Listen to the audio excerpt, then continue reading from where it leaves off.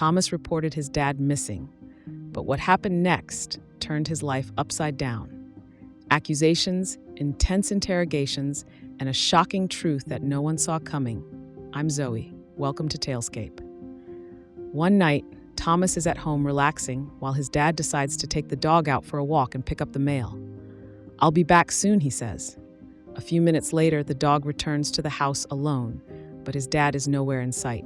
Thomas thinks it's strange, but doesn't worry right away. However, a full day passes, and his dad still hasn't come back, nor has Thomas heard from him. That's when the concern really kicks in, so Thomas calls the police to report him missing. Officers arrive at the house and start questioning Thomas. Soon, they begin to suspect that something isn't right and bring him in for more questioning.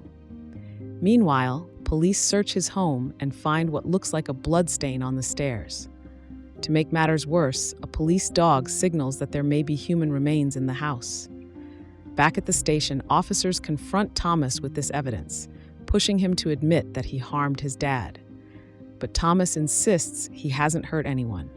Unfortunately, the police aren't buying it, and the interrogation drags on through the night.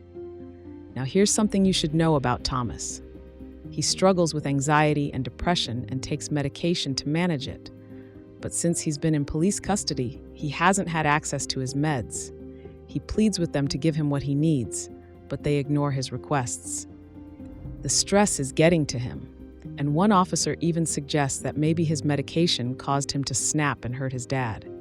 They keep pushing him to reveal where the body is, even driving him around in a patrol car, hoping he'll show them a location. Throughout this ordeal, Thomas repeatedly tells them he didn't do anything and begs to go to the hospital for his meds. Again, they ignore him and take him back to the station. Now Thomas is confused, mentally breaking down, and his situation is only getting worse. At some point, they even bring his dog in, telling him she's traumatized from witnessing what they claim he did. They go so far as to say they might have to euthanize her because of it. This breaks Thomas down even further, but he still stands by his innocence. After 17 grueling hours of interrogation, the police can't get a confession, but they're not giving up. They decide to switch tactics and flat out lie. They tell Thomas they found his dad's body covered in stab wounds and suggest his medication made him forget what he had done. At this point, Thomas is completely worn down, mentally and physically exhausted. He finally breaks and says, yes. He admits to harming his dad, even though he didn't. The police, feeling they've closed the case, leave him alone in the room. But Thomas isn't okay. In his distressed state, he removes a shoelace from his shoe, ties it into a slipknot, and attempts to end his life. Luckily, the shoelace breaks before any harm comes to him, and the commotion alerts the officers, who rush in to stop him. Now realizing the severity of his mental state, the officers send Thomas to a psychiatric hospital, locking him in the psych ward. He's been through the worst day of his life. 30 hours after Thomas initially reported his dad missing, the police receive a surprising phone call. It's Thomas's sister. "We found Dad. He's alive." It turns out the entire situation was a huge miscommunication.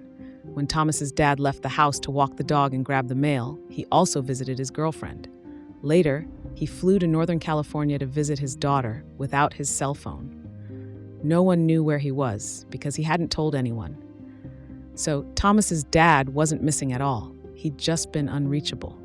And whatever that suspected blood stain was, it wasn't linked to any crime. Thomas was completely innocent. But here's the worst part. After the police receive that call, they don't rush to get Thomas out of the psych ward. They leave him in there for 3 more days. During that time, Thomas is still under the impression that both his dad and his dog are dead. Eventually, they release him, and Thomas learns the truth. His dad is alive, and he reunites with his dog, who's safe.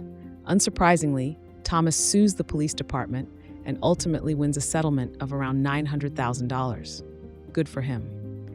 After 30 hours of chaos, a misunderstanding, and a false confession, the truth finally surfaced.